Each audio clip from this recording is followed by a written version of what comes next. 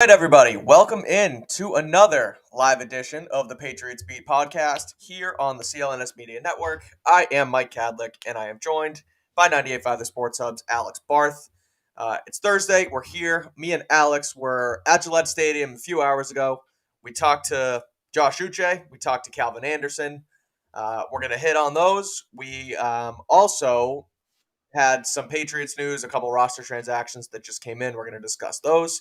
And then we're going to have a little fun. It's I said it last time, but it's sort of the dog days, so we got to get creative. And PFF, one of our partners, friends, I suppose, that we use all offseason for the mock drafts, just dropped a season simulator. So we're going to check that out, see what we can look at and see what the Patriots season could look like, at least according to a random number generator on PFF. And we'll have a little fun with it. We'll run through that a few times. Before we get to all of it, this show is sponsored by FanDuel, brought to you by FanDuel. So if you go to FanDuel.com/Boston, you can get your no sweat first bet up to $1,000 when you sign up at the link FanDuel.com/Boston.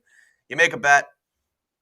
If it doesn't hit, you get however much you bet in bonus bets up to $1,000. So it's pretty simple. It's a free bet. If you bet 1,000, if you want to bet 1,000, your bet doesn't hit, you get it back. It's that simple. So go to FanDuel.com/Boston to get that. Thank you to FanDuel. So let's start with what we heard from Josh Uche and Calvin Anderson today, Alex, down at Gillette. Uche was par for the course. Good stuff. You know, he had a career year last year, obviously 11.5 sacks. And seems to really be putting that behind him in a good way.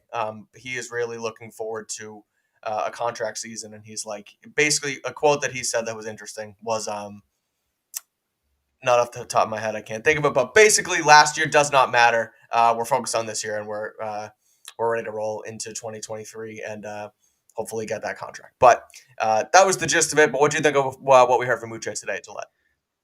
Yeah, I thought that quote was really interesting. It doesn't seem like he's sitting on last year at all. He's ready to totally hit the reset button, totally get started, which I think is the right approach. So seems like he's kind of taking that business mentality to this. And we see guys get sort of more locked in going into a contract year, and it seems like he's in that mindset. They're going to need it.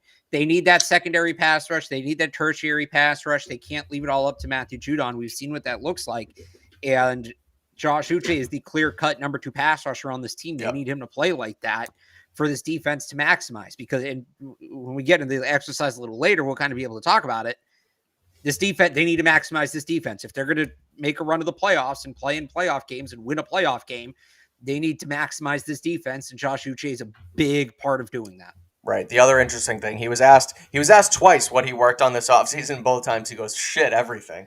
Like he's clearly putting in the work this offseason and ready to roll. And we talk about it all the time, but be that bookend, be that, secondary, tertiary, whatever you want to call it, pass rush outside of Matt Judon. So he sounds ready to roll. The other guy we talked to, Calvin Anderson, the swing tackle, which he made clear that he plays both sides of the ball today. So the swing tackle that he signed they signed from Denver. He played here in the past with the Patriots. He ended up being cut. He was asked about that a few times. It was all, par for the course, using that again because I've been watching the PGA all day. But he was a good hang today. He was a good talk, and then it was much more energetic than what we saw from Riley Reef. Not in a bad way, but Reef was very like, I'm here to work, Patriot, blah blah blah. Anderson was a little more out there in a good way. Stacey James, the Patriots PR director, calls it for questions, says that's it, we're done.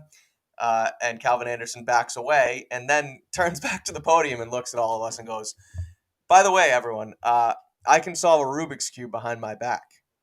And everyone's like, what? And then he goes on to this whole tangent of a story how he has some sort of method he can, feel the sides of the cube and he uses it like a Sudoku puzzle. And he's the first athlete to sign like a brand deal with Rubik's in professional sports history. It was an awesome, bizarre, and cool conversation that he kind of put us through. Just shows that he's like an awesome dude and like just like someone who, in my roster projection, I took him off. I think I want to put him on just for the stuff he talked about with us today. Yeah, I mean, look, he didn't come out of nowhere because Andrew Callahan asked, "What should fans know about you?" And that was the last question. He talked about being a hard worker, and then I think he transitioned that. But that is, I still can't solve a Rubik's Cube normally. I'm 28. So that is so wildly impressive to me that he can do that. Not a math guy, not good at math, don't like math. And he's talking about matrices and stuff like that. It's very impressive. Yeah. What'd you make of anything else he said, just as far as, playing both sides of the ball? I think we kind of all expected that. Something Yeah. he's done in Denver. He played left and right tackle, but anything stand out to you about Calvin Anderson today besides the Rubik's Cube? I think he's probably just a left tackle in their system, but he Okay. certainly can play both sides. And that's what's going to make, when we get into OTAs next week and then eventually into training camp, that's what's going to make the tackle conversation, the tackle competition so interesting. Is it's not just, three guys competing for one spot at left tackle or right tackle. As Trent Brown can play both sides, Riley Reef can play both sides, Calvin Anderson can play both sides. So there's going to be all these different permutations to it. It's not going to be as simple as this guy's your left tackle, this guy's your right tackle. It's going to be who are the two best, and then where are you putting them? So it's going to be fun. It's going to be super unique. I don't know that you don't see many position battles like that. Right. You might see, three guys battling for two spots on the roster, and one guy's going to be the starter, one guy's going to be the backup, one guy's going to get cut. I don't know the last time I saw it was like three people at the same position are essentially battling for two starting spots. It's very different.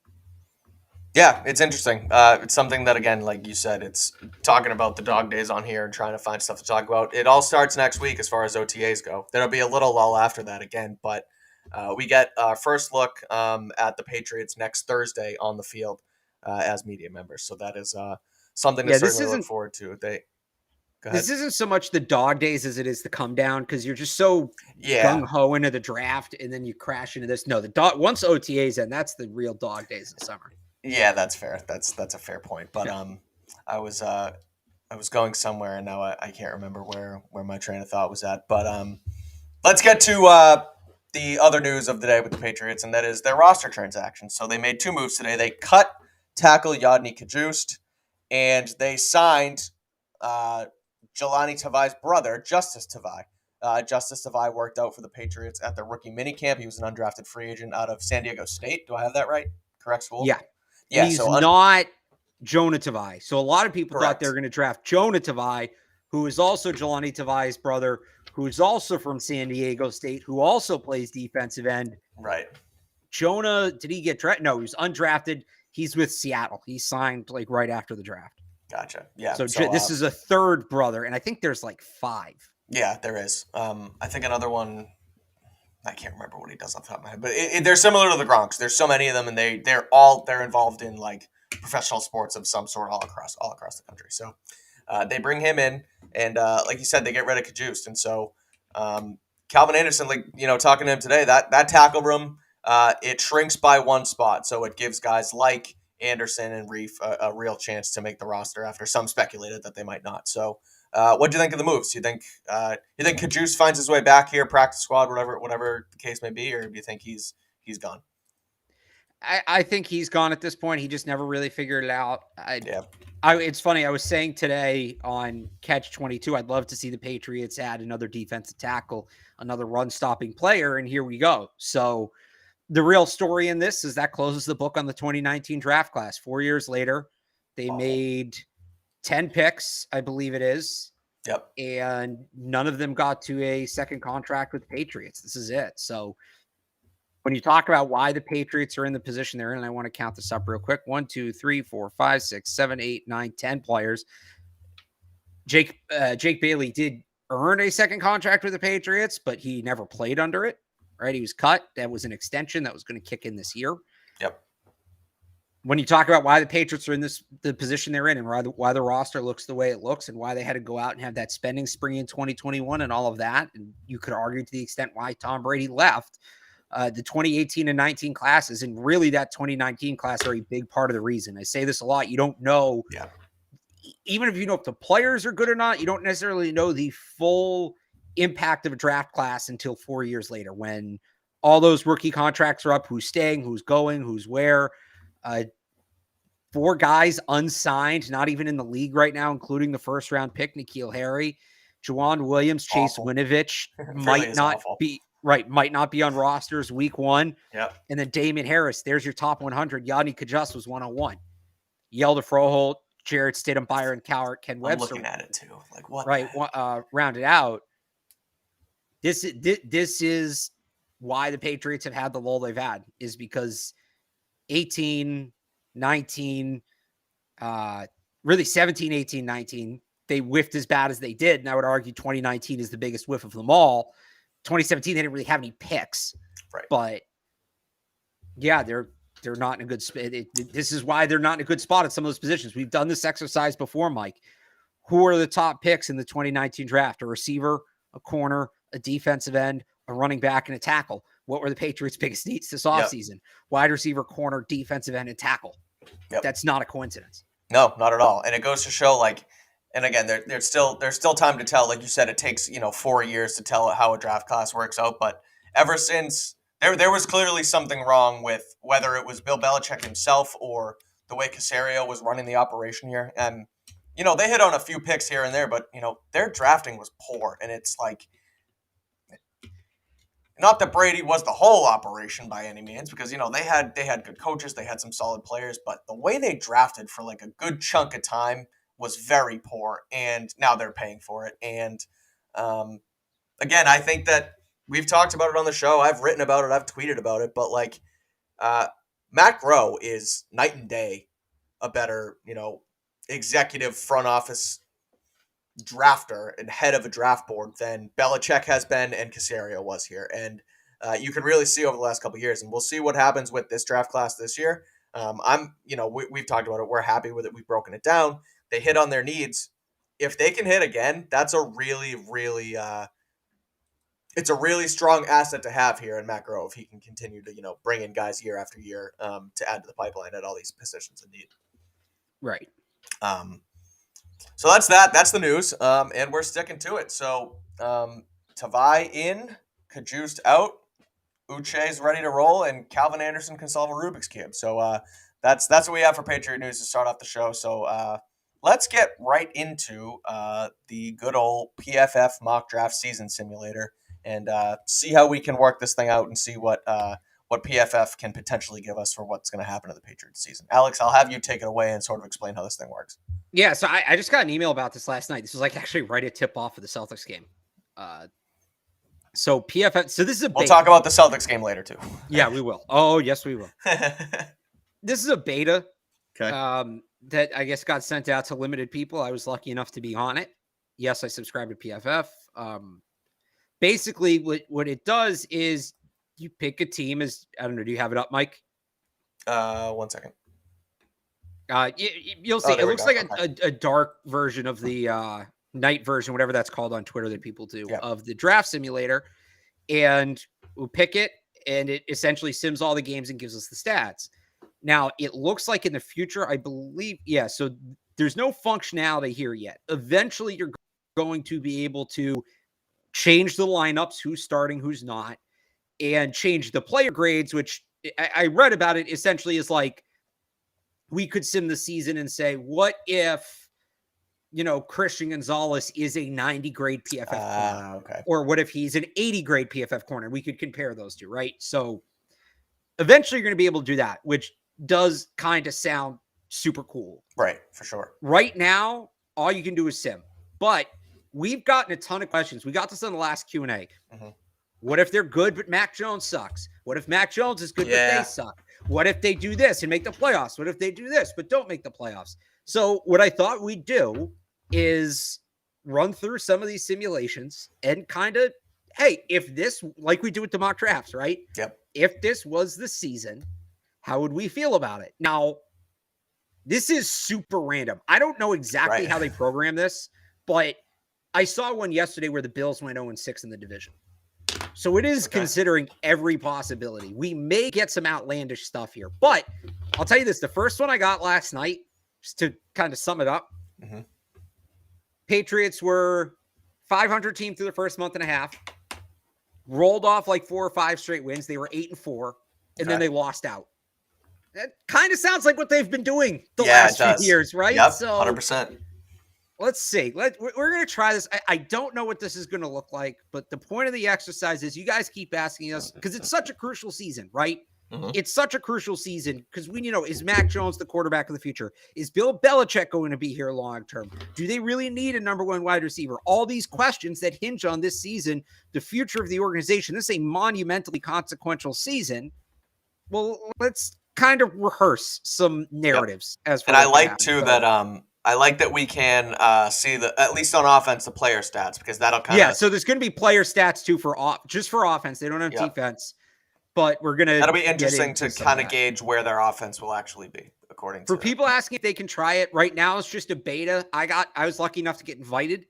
I'm assuming they're going to launch it as a full product at some point. I would think that's going to be during the preseason, because I believe a big part of who they're marketing to is fantasy football players to, what's this guy's season going to look like? What's that guy's season going to look like? So I would think in time for fantasy football season, they'll launch this. I don't know if it's going to be behind a paywall or not. I'm honestly not sure, but even if you pay for PFF, this is just a beta right now. So I don't, and for the record, I didn't pay to get added to it or anything. I got this email last night out of nowhere. So my expectations are, I kind of just said, it's a bit wild. Yeah, right. So can you do multiple teams? No, you can't. Okay. You ready, Mike? Here we go. So this is going to play out like in real time. So at least the games will. All right. We win against Philly. Let's go. On Brady night. And then you get whooped by the Dolphins. That is a letdown on national television. Oh, boy. Aaron Beat Rodgers. by the Jets. Oh. So you beat the Eagles. They're all excited. And then a 1-4 start. This is where you want Missoula to call a timeout. Right. In a slog against the Saints, you lose a close one to the Raiders. Wow. Hey, all right. Back in the win column. A lot of close games here. That I think could happen. Yeah. Close, low-scoring game against Washington. How many of these have been one-score games? I know. They're going to play it close. All right. So they're getting their heads back above water now. I think they're 5-5, 5-6. Mm-hmm. Little 3-game winning streaks, 5-6. Yeah, you're going to lose to the Chiefs. That's close, though. A tight one. They're playing well again. They're playing close games. Beat Denver. Ooh. And so this doesn't do the rest of the league. So they're 7-10. We don't know how everybody else did. We don't know playoffs. We're going to make some assumptions off that. And the other thing is, so I don't think this factors in injuries. So it's not like that slide. You can be, so-and-so got hurt. I believe this is everybody staying healthy. So 7-10. Lost some winnable games. Yes. Should beat the Saints. I would say the Raiders, if you're going to score 35 points against the Raiders, you should beat that. Mm-hmm. And now all of a sudden you're 9-8. And then you got to either beat the Colts or beat the Jets once and you're in the playoffs. Mac had Let's see what happened. Wow, he slung the ball around. So Mac, 4,300 yards, 27 touchdowns, 16 interceptions. That's a lot of turnovers. If that is the case, if this is the case, boy, we overestimated Bill O'Brien's impact. We greatly overestimated what Bill O'Brien's going to do for this team. That's my read on it, Mike. I don't know if you feel differently. I mean, again, the touchdown to interception ratio itself is like close-ish to 2-1, not quite there. But it's under 2-1 though. It's under 2-1. It's a lot of yard. It looks like they're just slinging the ball around the yard. Which is kind of what they did early last year in that first Matt Patricia offense. Yeah, it looks like they stick to it. So this is what we've talked about on the show, Alex, is this is, and I don't think PFF would factor this into their simulator, but they give Mac the entire season. If the Patriots win against Philly and they go on that slide, at what point do they realistically think of a quarterback change? Yeah, and you look at it in there. What is it? 10 points, 15 points, 17 points, 9 points. Yeah, you're getting Bailey Zappi in there at some point. That's what I think. That's another thing where, again, it would be nice to be able to play with the lineups. But right. So do you truly believe that if they started 1-6, they would turn to Zappi? Well, so here's the thing. This is kind of what we talked about Tuesday, right? Where people said, what would it take? And you're missing a lot of context. Are they 1-6, but they're losing every game 45-40? No, they're going to stick with Mac Jones. In a situation like this, I think you lose 18-9 to the Saints at home. Leading into this Raiders game, there's going to be a lot of calls for Mac. There's going to be a lot of calls for Bailey Zappi. Yeah. Like I'm saying, even the reasonable people at this point, even I'm saying, it might be. And we don't know how these stats are divided, obviously. I wish maybe down the road we'll get box scores. If you could get a box score for each game, that would be interesting too. All right. Well, let's see the rest of the stats here. Yeah. Good season for Hunter Henry. Yeah. 59 catches, 8 touchdowns, 700 yards. Would absolutely take that. They have a monster bounce back season for Devontae Parker in this scenario. Yep. 52 catches, 818 yards. I assume people can see the stats, right? I think it's clear. This would be a bummer for Juju. Just 49 catches for him out of the slot in this offense. What do we got for they do have James Robinson with 25 catches. So Ramondre catches 72, most on the team, but I don't think they totally run him into well, we got to see the rushing. He only ran for 900 yards. Yeah. So they completely James changed Robinson ran for 600. So they split back when they run it, and they changed to a complete passing system. And they just, I don't know if they spread it out, but they rely on the pass heavy during this season. Well, no, he ran the ball. So it has carries there. He ran the ball 225 times. I'm trying to pull up I should have had last year's stats up. Yeah. So they actually have him with more carries than he had last year. Okay. But just the pure like stats as far as like, the receivers go, they spread the ball around. Mac had almost 4,500 yards. Yeah. But they lose 10 games. Yeah. So this would be, I wish it would show like total points, 4 points against defense. No, but the defense stepped up. 13 against Philly, 23 against Dallas. They had some clunkers, but for the most part, the defense was pretty good here. So I do find it interesting. Like, so they have James Robinson as the second back. That would be interesting.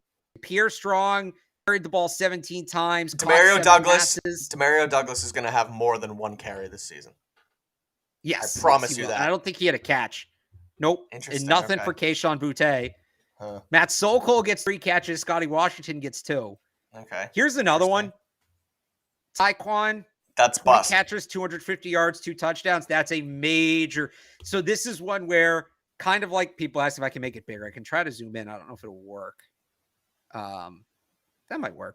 Yeah. How's that? Let us know. The problem. So you go to the receivers again. Let me scroll back down here. We are in. So this is a weird one where they weren't very good, but I think there's an argument to be made, again, assuming he doesn't get benched, that you are sticking with Mac Jones longer because he did throw for 4,000 yards. Right. And you're saying, what if we get him a real number 1 wide receiver? Because there is nothing close to a real number 1 wide receiver here. No, and no one goes over 1,000 yards either. There's not a go-to guy. Your go-to guy is your running back with 72 catches. Right. Parker barely went over 800. Right. I think that's less than last year. I think Jacoby had like 8. No, Jacoby had 804 last year, so it's slightly more. But all right, ready to try another season?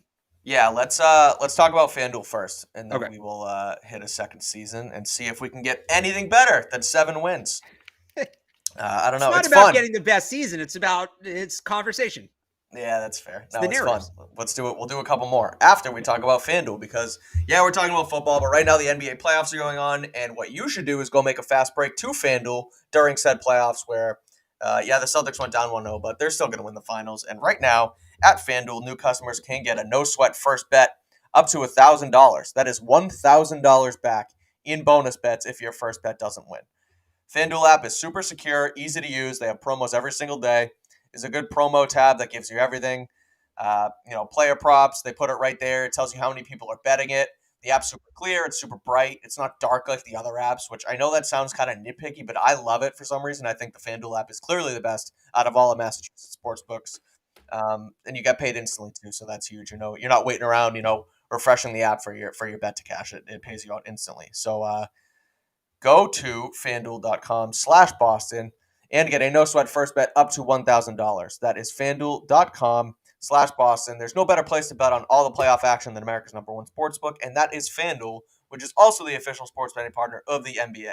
Again, it's on screen. You'll see it. FanDuel.com/Boston, and you will get a no-sweat first bet up to $1,000.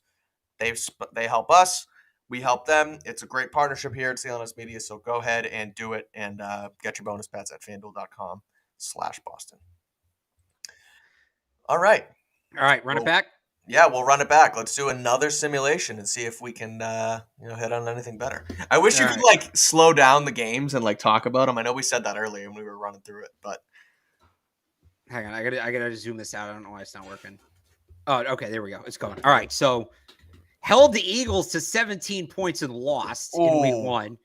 routed the 47. Dolphins. Another close loss to the Jets. Jeez. Defense is rolling, though. Yeah. 1-3, but the defense is... So here we go again. The Saints. Yeah, 34 points is too many against the Saints. But Mac gets benched here. And then you beat Buffalo by a point. With Zappy. Maybe, honestly. Maybe. Lose a close one to the Dolphins. What are they, 3-6 here? 4-6? Shut out the Colts and look at that. Smoked by the Giants. This is just all blowouts, except that Bills game. Yeah. Let me scroll down. Lost to the Steelers. Lose to the Steelers. That's on third. Held and then the they Chiefs beat the to 10 Chiefs. points. So the defense is pretty good this year. This would be... They swept. So they went 7-10. Again? But 3 of their wins came against the Chiefs and Bills. This, to me, would be... Holy crap, you couldn't get it together when you really needed to. Yeah, right. And it's like they missed the playoffs, and it's like you absolutely could have made it should you have won the close game against the Jets in week 3, or you could suck it up and beat the Saints, who end up being a 3-and-whatever team, and you don't put up 12 points when you're out in Vegas. You got the Raiders over there. Like, those are winnable games. Yeah. This would be so frustrating. Because I know it would. You could clearly do it. You beat the Bills. You beat the Chiefs. You almost beat the Eagles. You couldn't get more than 12 points against the Raiders. You allowed 34 to the Saints. Yeah, you're with your families, and they put up a stinker on Christmas Eve against the Broncos. After you see them put up 47 points in week 2 against the Dolphins, too, and it's like they lose to Philly in a tight one, but then they come back week 2 against Miami. It's like this team can put up 47 points, and then they lose 1, 2, 3, 4, 5, or 4 straight, and then beat the Bills. It's bizarre. So they put up 47 points against the Dolphins. Over this 4-game losing streak, they scored a total of 55 points. That's a weird one. Mac Jones throws for 4,500 yards. 24 tutties, just 10 24 touchdowns and 10 picks. Better than 2-1 touchdown. He's staying. He's staying off that season. He's staying. Devontae goes for 900. Breakout for Devontae Parker. Much better season for Juju Smith-Schuster. Again, Ramondre has 700 receiving yards. Wow. That's what did he do? And then only 8. So yeah, they have them throwing more. Only 800 rushing. Again, James Robinson heavily involved. You have running for 300 yards and 3 rushing touchdowns. All right, this is getting a little weird. Hilarious. Douglas did catch a pass for 3 yards. Okay. Did he have any carries? No. Juju had wait. Oh, yeah, okay. Interesting. Where's Tyquan Thornton? A bust again. Again, it's not going to be enough. It's not going to be enough. All right, this is kind of similar to the last one. Yeah. But just really weird results. All right. So wait, to go up to... So Pierre Strong is also a bust. 12 well, look, if James Robinson is going to be this involved...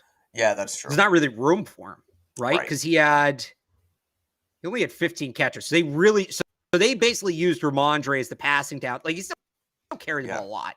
But they basically just used him as a passing down back, and James Robinson took over, like, the brunt of the more physical carries. Right. So, I mean, 112 carries, 600 yards. You're not going to get 300 rushing yards from Mac Jones. Sorry, go ahead. I was just going to say Ramondre is going to be a workhorse again. And they're going to just drill him into the ground until they have to draft another running back, basically. All right, come on, PFF, give us something. Give us another good one that we can talk about a little bit more than another 7-10 season. All right, here we go. This is going to pop up somewhere. I don't know where. There we go. All right, another close game against the Eagles. 2-0. 2-0. Beat the Dolphins on Sunday night. Keep it. All right, you lose at the Jets. That's a tough game. That's objectively a tough game. They have still not beat the Jets though. You come back, you beat Dallas. So this is a best case scenario. 4-1. 4-1. 5-1. You get this start, you're in great shape. They rout the Bills. Okay. Wow. Lose to the Dolphins. Oof. Beat Washington. That's what they should do. This team's a wagon. This is what I'm ready for now. Okay, but then you do lose to the that Colts. in Germany? Germany wasn't kind to them. Come off the bye, win a one-score game against the Giants. They're scoring points again. Yeah. So, hang on. Let's see how this rounds out. But, Mike, I think you just nailed the take. You're going to lose to the Chiefs. Yeah, it's going to happen. That's a tough one. Got to beat Another Denver one. there. The stretch run. Just like last year. They still finished 10-7. They were 10-4 though. Or no, they were 10-3. Probably getting us a wild card. Even after, and then they lose 4 straight going into the playoffs. That's tough. Isn't this what we've kind of seen the last couple years though? This is sort of what for sure. Like. Yeah. I mean, look, they're not going to start of the season is not Buffalo, go but 7-1 or 6-1. Right, but I'm saying play kind of well, and then after Thanksgiving, it teeters off a little bit. Thanksgiving would be here, so after Thanksgiving, it teeters off. They were 2-4 after Thanksgiving. They were 1-4 in December. That's kind of what they've done. That can't happen. But at least through the first half of the season, we'll scroll down, check the stats in a second. That was a blast. That was electric. A roller coaster. You said it there. They're finally scoring points. Yeah. If the offense can be good, this is sort of what it's going to look like. Not exactly like this, but again, you see it.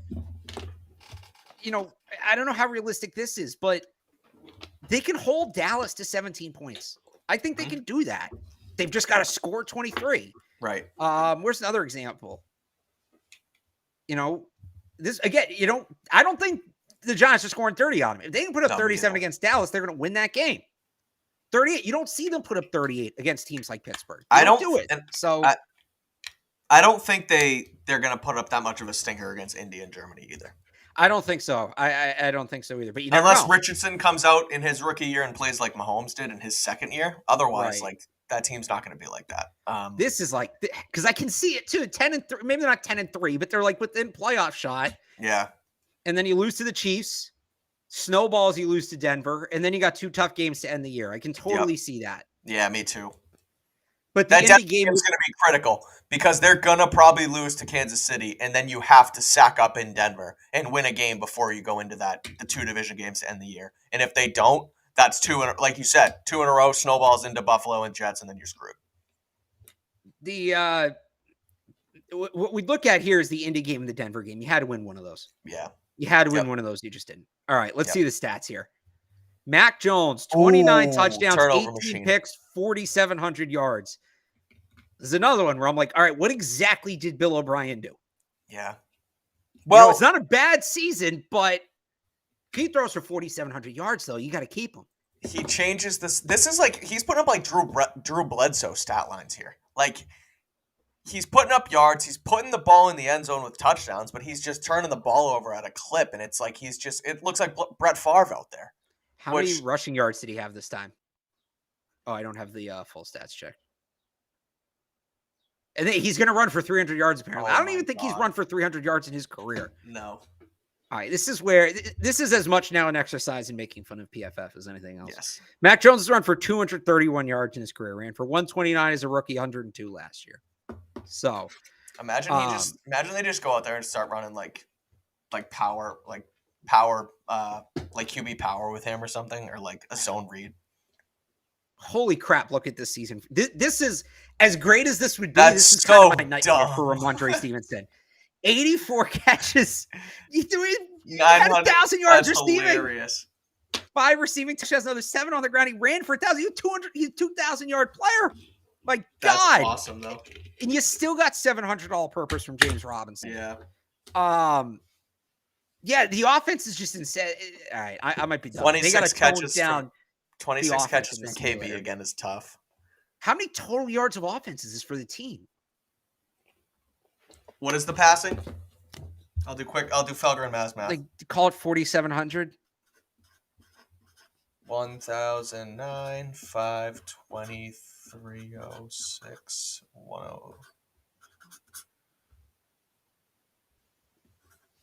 Because what did they have last year for total yards? They had 6,636 total yards on offense. So 6,600 yards of offense. Mm-hmm. They had last year. Why can't I find this?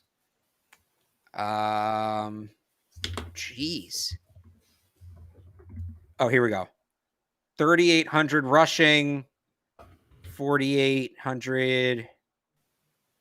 They had 5,600 last year yards of total offense. So 1,000 more yards this season. Yeah.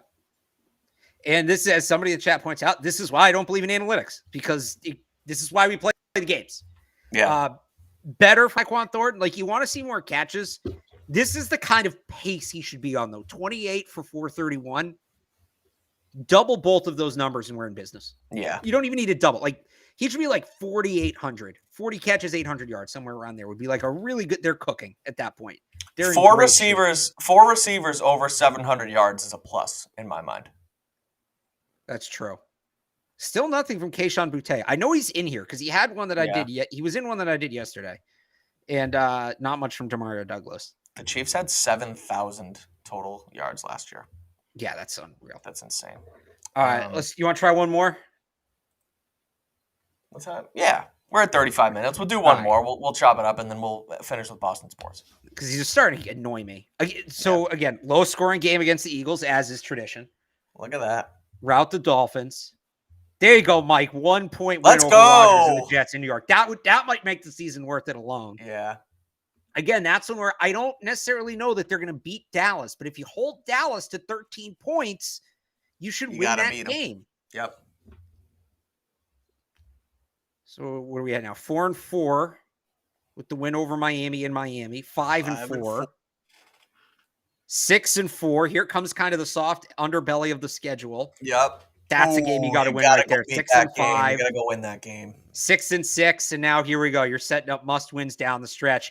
Oh, and the season's over right there. 6-7, 6-8, 6-9. They cannot get by Denver on the playoffs. Christmas Eve. 6-10. They're gonna win here. Watch. No, 6-11. 6-11. So this is another one where after this Pittsburgh, no, because you're not gonna make a quarterback switch Chiefs week. You might get Bailey Zappi Christmas Eve. They lost their last 7 games. They started the season 6-4 and lose their last 7. And by the way, the 6-4, not super unrealistic. I know. You could even argue between these two games, the Cowboys and the Saints, there should be a win in there. Right. You know, sweeping Miami is going to be tough. I'm not saying that that's the most likely thing, but that 6-4 isn't outlandish.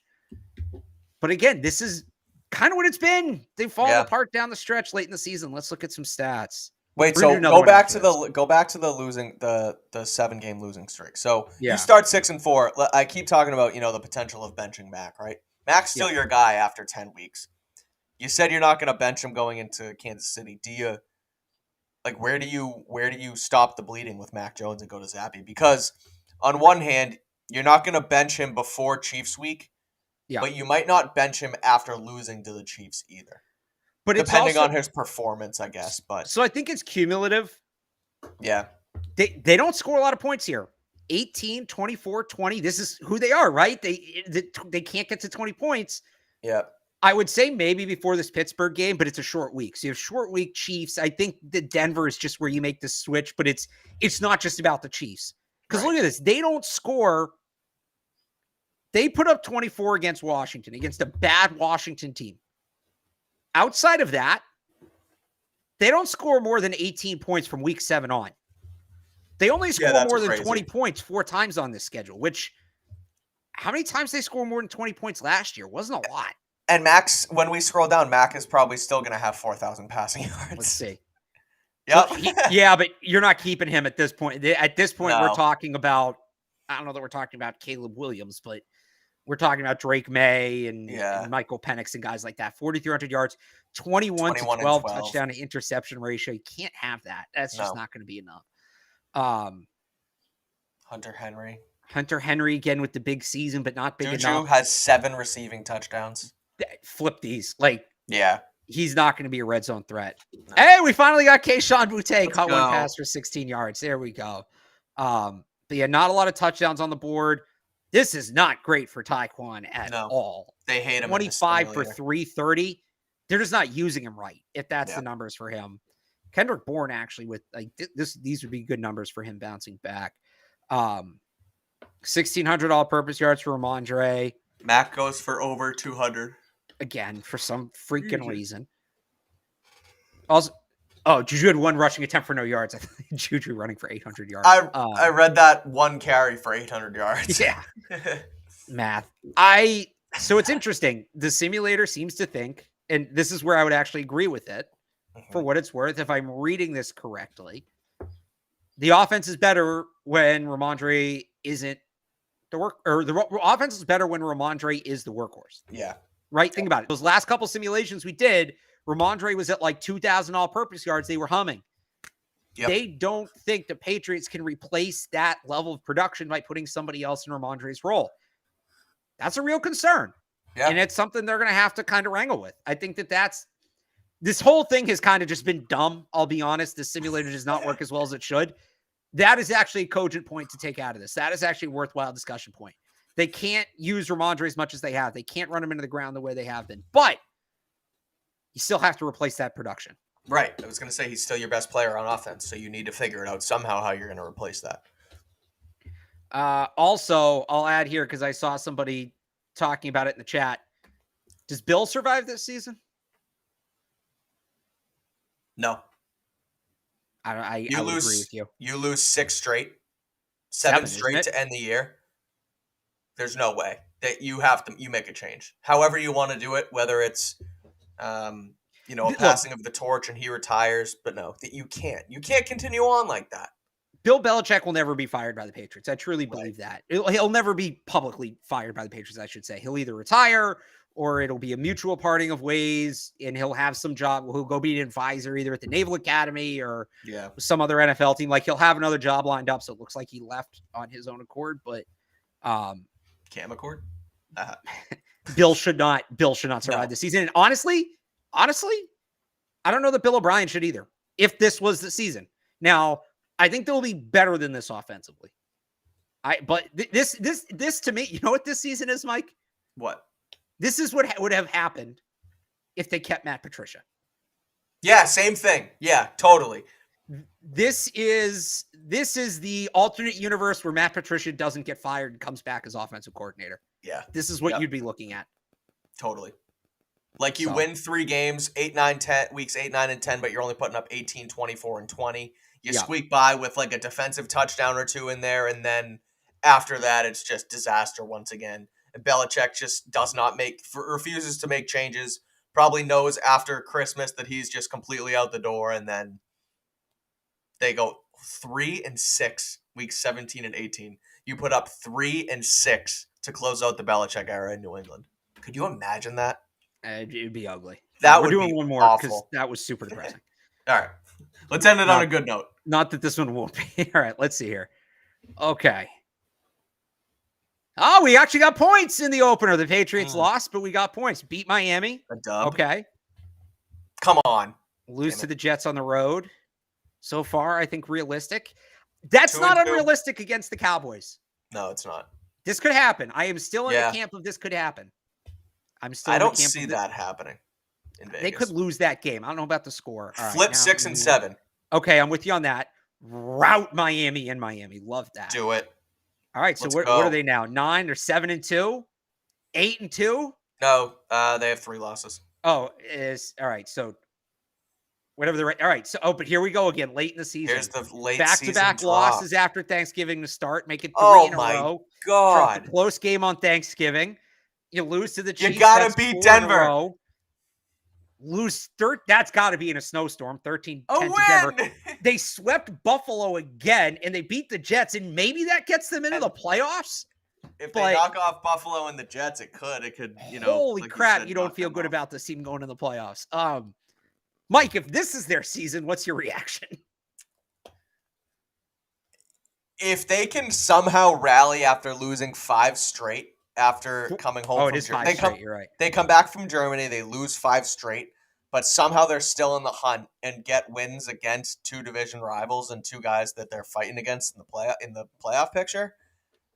Look, it depends how it looks and it depends on how the offense goes, but I'm okay with it. If they make the playoffs, but it's too little too late again. It's like last year, they were alive in Week 18, but everybody knew that things needed to change. So even if they do make the playoffs here and they lose round 1 again, it's like, well, if you didn't lose 5 straight in the middle of the season and you actually had your shit together at that point, then things would be different and you could be sitting on a bye or you could, I don't know, something didn't change in the middle of the season. All of a sudden they get lucky at the end. It depends on where they land, but I don't think I like it. You can't go 5-1 in the division, which they do here. You can't go 5-1 in the division and finish 9-8. Right. Those are your toughest games. If you're winning those, and I mean, we go back to this and look, because that's kind of what you always do. You go back and look where to flip. They might lose to the Raiders. That's a tough game. I'll say it. That's a tough game. Wow. Just Jimmy. No, it's Jimmy. Josh. No, it's Josh. It's Jimmy. Josh. It's a tough spot. Giants a tough game. Yeah. 3-point loss to Steelers, 3-point loss to the Broncos. In low-scoring defensive games, your kind of football. Yep. You got to figure out a way to win those games, because you flip those two here, you're 11-6. You might have a shot at the division. Yeah. So let's look at the stats. It is. I just want to say it is very interesting in all of these simulations that the Patriots fall apart after Thanksgiving, because that is what they've done really since 2019. Even Brady's last year here. Honestly, even in 2018 in the regular season, they obviously rebounded in the playoffs. But remember, they lost to Pittsburgh and Miami back-to-back at the end of 2018. They had to completely rework their identity. Yep. So, and it's tough games down the stretch. I don't think it's a lock they beat Denver. I don't think it's a lock they beat Pittsburgh, even though they're a better team, because they seem to kind of struggle down the line there. So yeah, but you got to pull one of those out. I mean, again, the Denver game, I keep thinking of Denver from last year when really they still have Sean Payton and they have Russell Wilson who could bounce back. So that's not as easy of a game as I think. You hold that Denver offense to 13 points, you should win. True. That's not a good defense. It is a good defense, but they should win that game. Correct, all right, let's see here. Mac Jones, 3,600 yards, 26 touchdowns, 16 interceptions. A lot of turnovers for Mac in this simulation. And the whole point of the Bill O'Brien offense is to cut down on turnovers. So PFF is significantly discounting Bill O'Brien's impact, I think. Or we're significantly overrating it, one of the two. I'll side with us, because some other stuff in here has been insanely goofy. But this is not taking into account Bill O'Brien, these simulations, clearly. No. You keeping them? You picking up the option after this? 16 picks is a lot. Depends on how the offense looks. So, all right, you have four options. Okay. You're taking quarterback in the first round. You're ultimately moving on for Mac Jones. Mm-hmm. You're picking up his fifth-year option. You're committing to him. Or you don't take a quarterback. You basically do what the Giants did. You don't take quarterback. You let him play out the final year without the option in pocket, and you see where the chips lie. I think that's what you do here. Okay. All right. What about you? What's your take there? I think I might be taking a quarterback in the first round. 16 picks. So again, I'm looking at this as I don't think they're factoring in Bill O'Brien's offense. The more I look at this, the more I think that they're putting this is with the Patricia offense. Yeah. Yeah. If Mac Jones turns the ball over 16 times in Bill O'Brien's offense, he's not the guy. Right. He's not the guy. I don't think he will turn the ball over 16 times in Bill O'Brien's offense, although he did rush for 234 yards. But so stupid. I don't know where the hell that's coming from. No. All right, let's look at this. Wow, really spread the ball out. Yeah. Juju's, I don't know why they have a problem with Juju in the slot. Again, this is the O'Brien offense here. Juju's going to be close to 100 targets. Yeah. They really like Hunter Henry's potential. This is another 75 catches, 600 yards. Well, that's I think that Ramondre is going to have a season like they keep projecting on here. I think they're going to use him in the passing game, and I think he's going to be an outlet in the backfield, and they might use him, in the slot at some point as well. So I would say this is a really inefficient year for Ramondre as a receiver. 75 catches, I buy. He should have at least 700 yards. Yeah, that's a little low. KB 8 touchdowns. Like this right here. Either Kendrick Bourne or Tyquan Thornton needs to have this season. Correct. 1, 2. Yep. Tyquan one low of the two again. of them can have this season. Mm-hmm. Right. I think they're basically putting Kendrick Bourne in that role, but that could end up being Tyquan Thornton's role, right? We don't know yet. This is what you're looking for out of that role, more or less. Touchdowns are a little high, catches are a little low, but if one of those two guys can give them these numbers, I think they're in great shape. That's the bounce back they need from Kendrick Bourne after the doghouse year last year. Right. But again, if you flip them and Kendrick Bourne has 22 for 333 and Tyquan has 42 for 648, that would be great too. Like one of them. Yeah, right. Wanted them to show up, basically. Correct. A little low from Gesicki, I guess. No, maybe not low. I'm curious to see what happens with Gesicki and Henry and how they sort of make that work. What do you think of this year from Parker? I feel like that's what's probably going to happen. Yeah, I buy that. That feels kind of about right. Like, big play guy. 655 yards on 45 catches, pretty freaking good in terms of the average. Yeah. It's just not a high volume. Can't get him in the end zone. Yeah, I can see that. Yeah. Did Parker have any touchdowns last year? Parker, yeah. I think so. Didn't he? I don't know I don't remember how many. I feel like he caught one week 1. He had 3 touchdowns last year. 3. Okay. Second on the team. Myers had 6, Parker 3. Nobody had more than 2. Nobody else. Ramondre 100 yards, so he finished with 10 total touchdowns. I'll say, if people are using this for their fantasy teams, Ramondre Stevens is going to be a top 10 pick. I'll tell you that right now. They are over the moon on Ramondre Stevenson as a fantasy option. Yeah. I think he's going to be gone. I mean, again, this is like his peak year, in my opinion. Like, it's after this year where, like, this is the top of the peak, and then they sort of, the running backs start to, fall off the face of the earth after this one. So, yeah.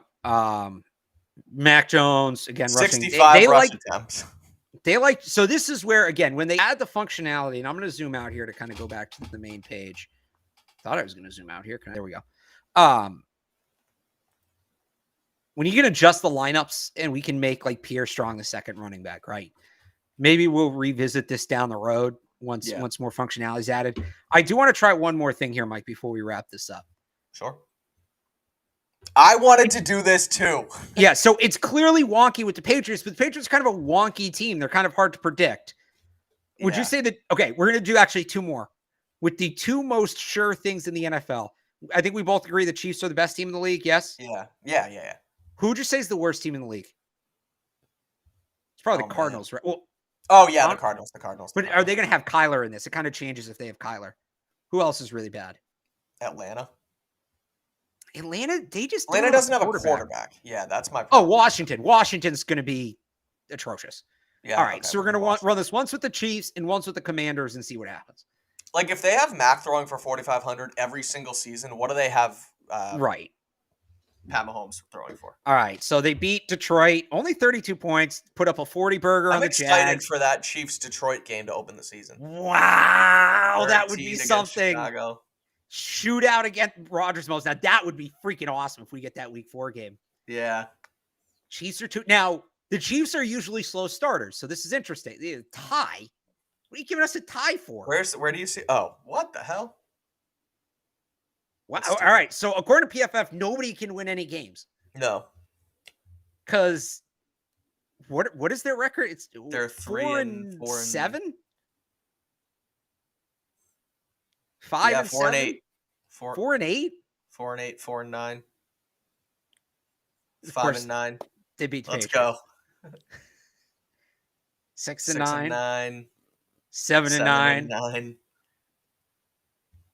7-10. Oh, that's so dumb. Okay, then. There's no way that happens. Mahomes. This is why this. Oh yards. Yeah. But he only threw 31 touchdowns. Yeah.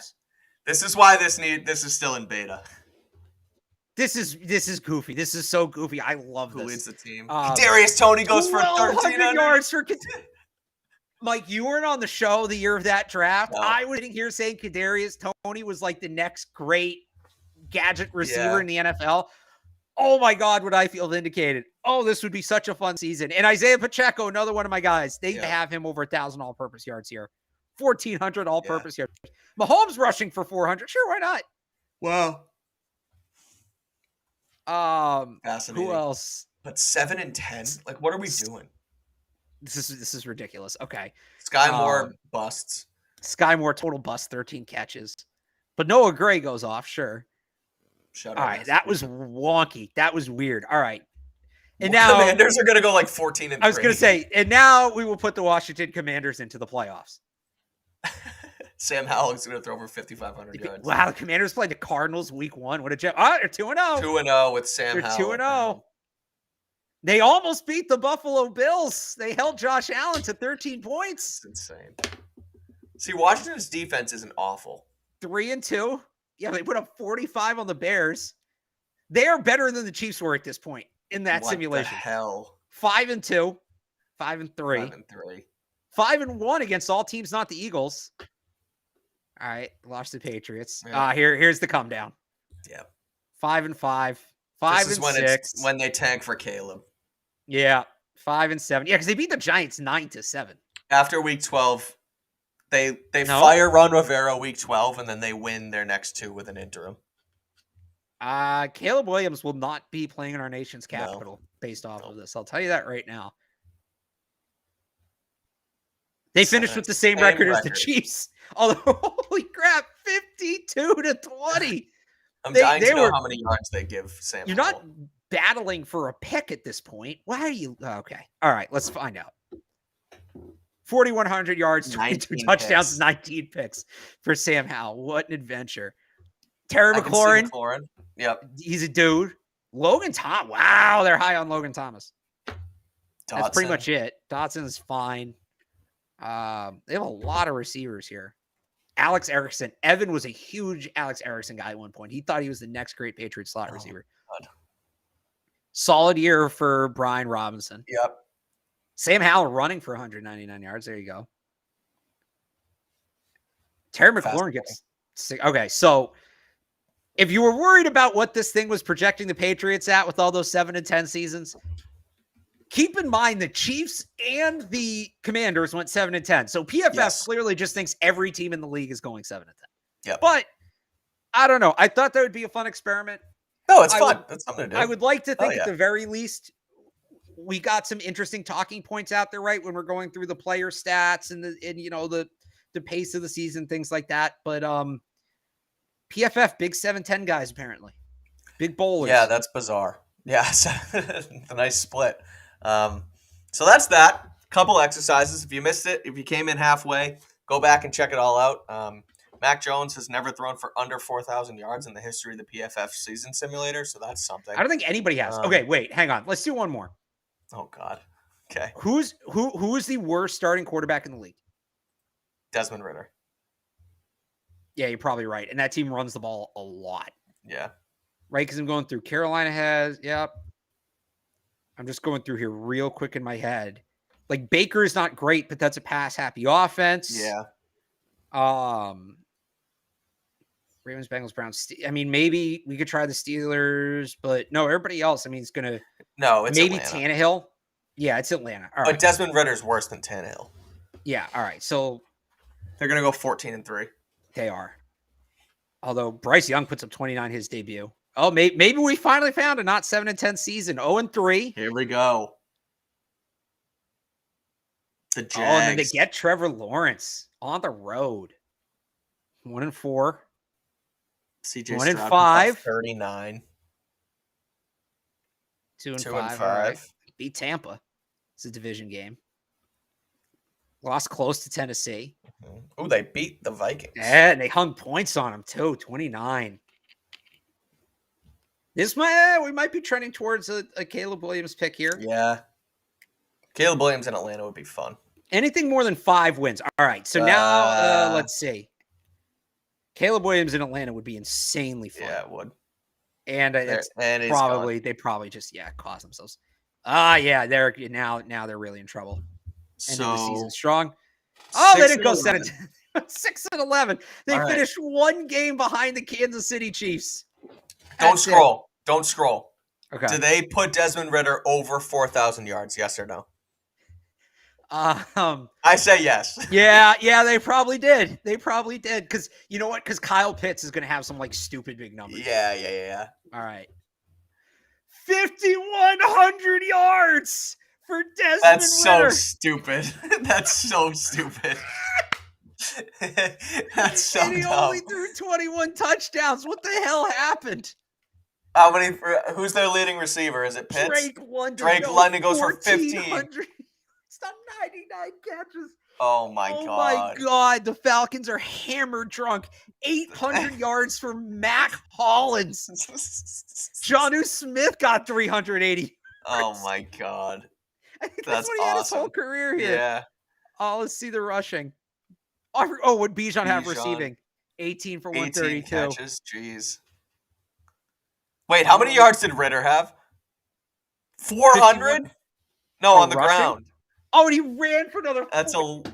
He won MVP with 28 total touchdowns. He's the offensive player of the year. He won MVP going 6-11 with 41 total touch with MVP going 24 touchdowns, 25 touchdowns, 26 total touchdowns.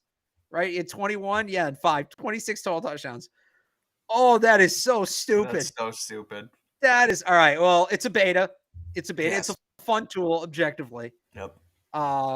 We were like, does anyone not go over 4,000? And he goes, we're 51. Oh, that's awesome. If Desmond Ritter throws for 51 next year, that probably hurts Mac Jones. Yeah. Because now it's like, we can go get anybody. And that's why we do these things. Wow. Oh, that's funny. How do you fit? And they went, who was it, a couple years ago? Ben led the league in passing yards one of his last years in Pittsburgh. And they either didn't make the playoffs, they were the last team in. Yeah, something like that. I remember that. So it is possible. Oh, my God. Holy crap. That's hilarious. And Bijan's going to have more than 130 receiving yards. Not if they're throwing receiving? Yeah, I thought you were going to say wouldn't have more than 800. Not if they're throwing a ball like that. No. Oh, that's so funny. Drake London have a year. He's going to win Offensive Player of the Year as well. It's going to be him and Ritter tied at 6-11.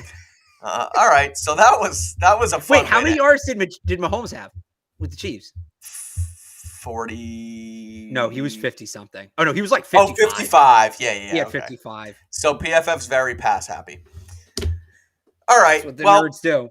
Let's talk about the Boston Celtics before we get out of here, Alex Barth, because you were at the Garden last night to cover the game for the Sports Hub. And once again, the Celtics go down 1-0 to start a series at home. They lose to the Heat 123-116. Jimmy Butler goes for 35. Tatum goes for 30.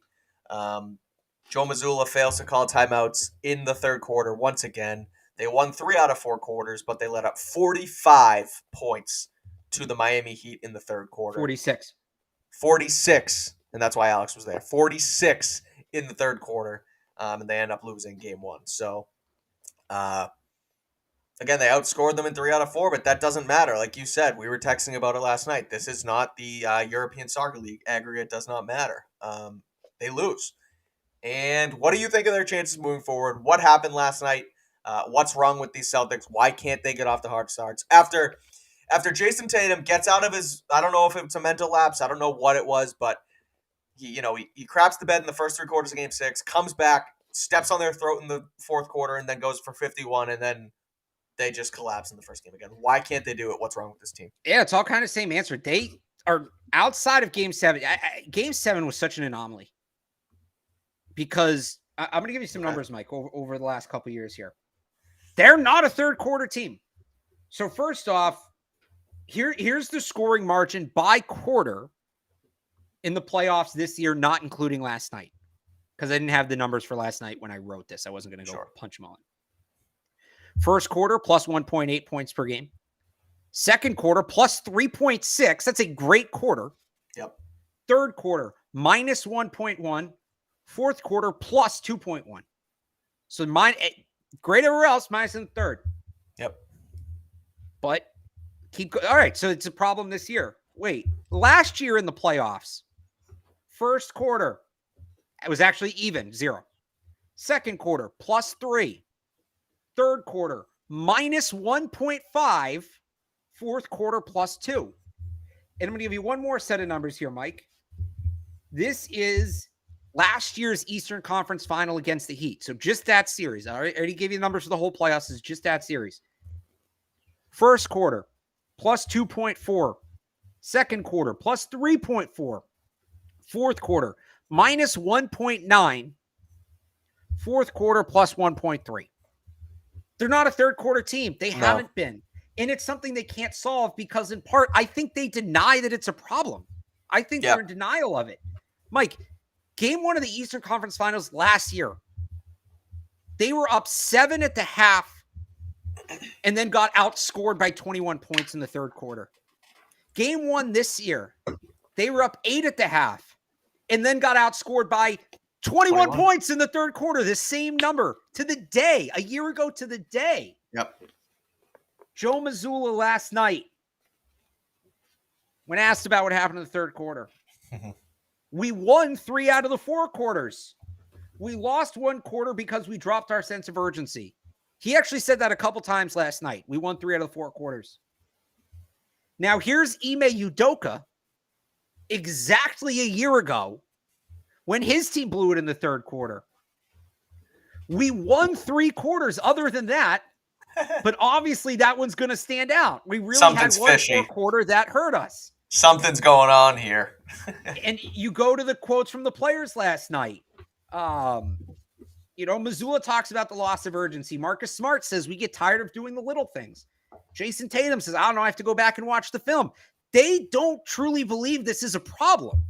And look, they still managed to beat the Heat last year, even though they still managed to get to the finals. Now, the third quarter killed them in the finals too, so that's important. Yep. Yeah. Even if they beat the Heat through this, it's not enough to win a title. They got to start competing in third quarters. But the margin for error is smaller this year because you're getting massively outcoached.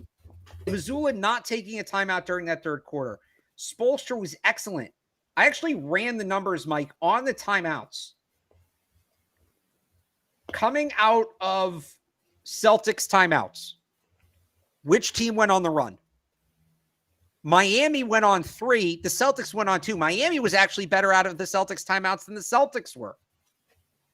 The Heat out of timeouts were dead even. They were 2-2. But the point being, even when the Celtics call timeouts, they're not working. And that's a coaching thing. So until you get that fixed. So that's where my thing with the whole Mazzulla timeouts thing, it's like, okay, so he can't coach, but everyone wants him to call a timeout so that he can sit there and just look at them. No, I want him to call a timeout and fix what's wrong. But he can't. He's not a good coach. Okay, so you admit he's a good coach. Thank you. You can. Yeah, he is a good coach. He's not a good coach. No, but you just said he's not a good coach. No, I'm in your head. Why do you want him to call a timeout? Well, objectively, if you think he's a bad coach, then he's not going to be able to fix it anyway. I want a coach that can call a timeout and make adjustments on the fly. He can't do that. So fire him. Yeah. Exactly. Look, what happened in the third quarter last night was essentially Erik Spoelstra let the Celtics show their hand. Offensively, defensively, the Heat weren't doing that much. They were just kind of watching. If they win the title, no, they're not. They're not. The Washington Capitals fired their coach the year after they won the Cup. That's right. Maybe first NBA team. I don't know. But who? Wasn't it Berube? I think so, yeah. The Heat kind of just watched the Celtics in the first half last night. They came out in the second half with an entirely different game plan. The Celtics did not adjust once. Mm-hmm. They finally got some momentum at the start of the fourth quarter, that 7-0 run. What happens? The Heat call a timeout, and they played them even the next 22 points because they adjusted.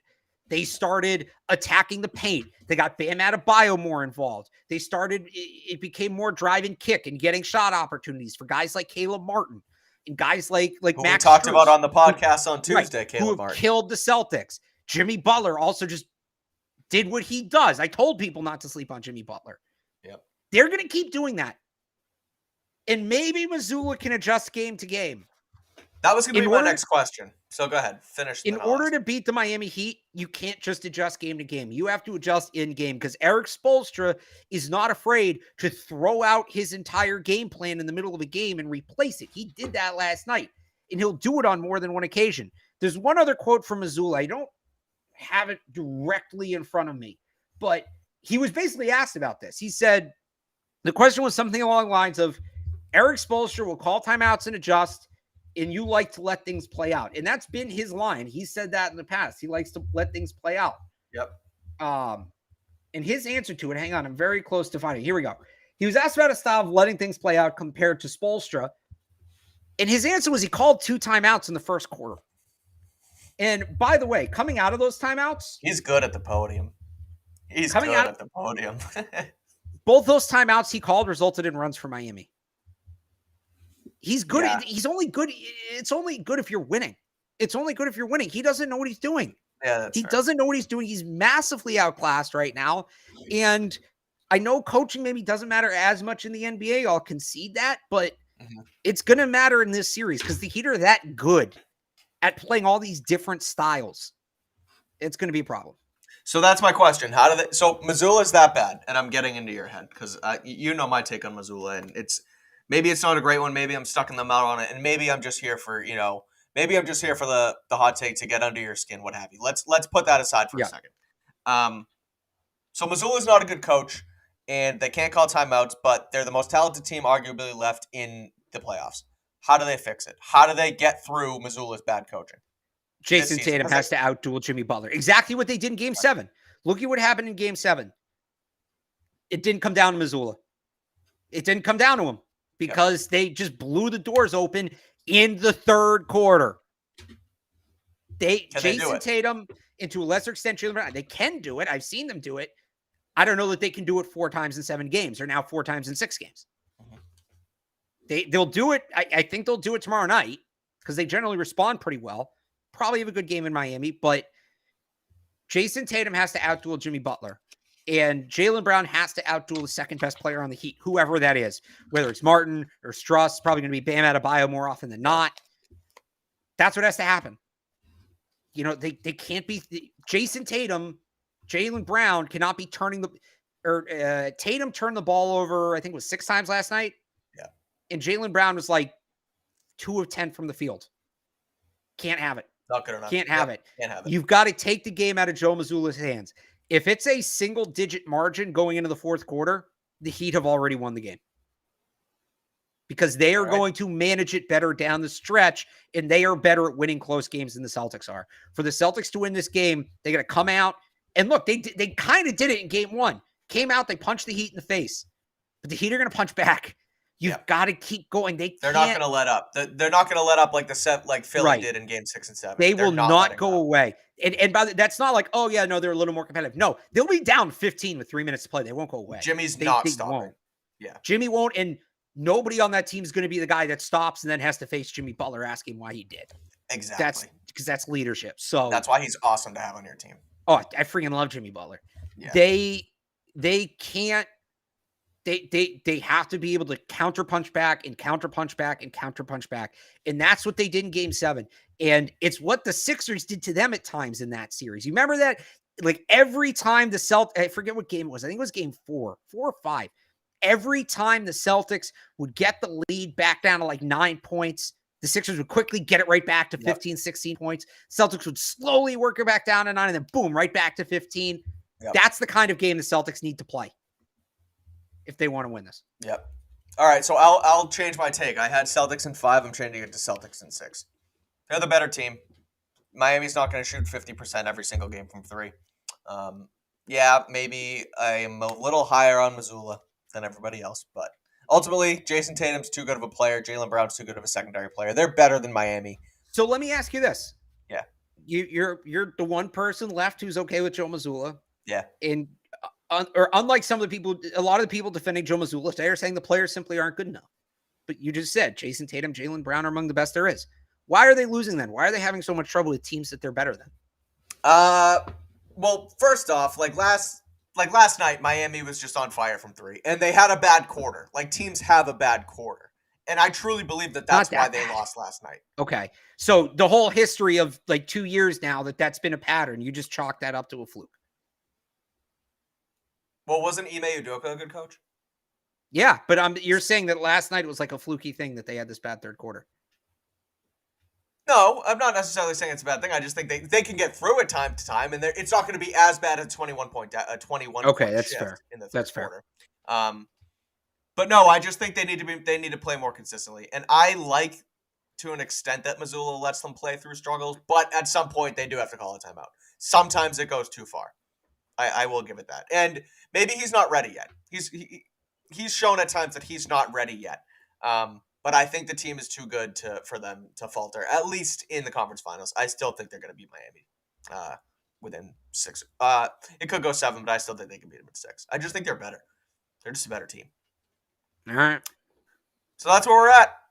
Another Boston Sports Minute. We will be back on Patriots Beat next Monday or Tuesday. We'll let you guys know. It changes back and forth here in the off season, but Monday or Tuesday, probably do some Q&A. We'll talk about any Patriots news that came down, and then we'll be back on Thursday for the Patriots' first OTA. Me and Alex will be down at Gillette for the OTA, and we will come back here Thursday night to recap it for you. So make sure you follow us on Twitter at Mike Kadlick and at Real Alex Barth for all the latest Patriots and Boston sports coverage. You can read Alex at 985thesportsup.com. You can read myself at clnsmedia.com. You can also go to fanduel.com/Boston and grab a no sweat first bet up to $1,000 in bonus bets when you go to fanduel.com/Boston. Alex, thanks for joining me. Thank you all for coming in, hanging in the chat, asking questions, putting up with our nonsensical couple of schedule simulations. We appreciate it. We appreciate the love. And again, we'll be back on Tuesday. So